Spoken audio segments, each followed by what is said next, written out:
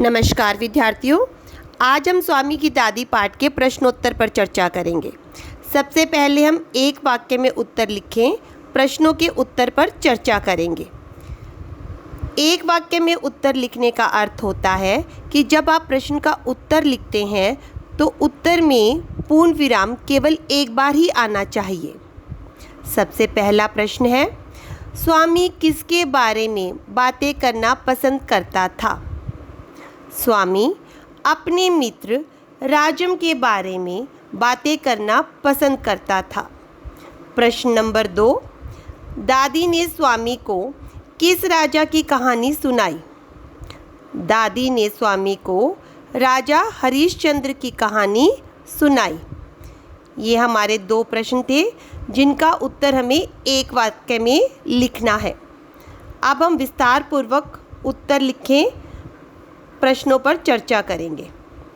प्रश्न नंबर 3, दादी लकड़ी के छोटे बक्से में क्या क्या चीज़ें रखती थीं?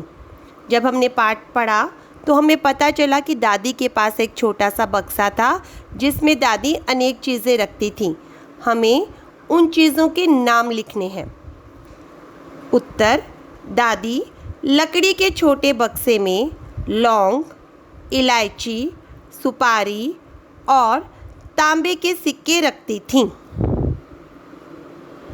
आखिरी और अंतिम प्रश्न, पाठ के आधार पर दादी के विषय में कोई 3 बातें लिखें।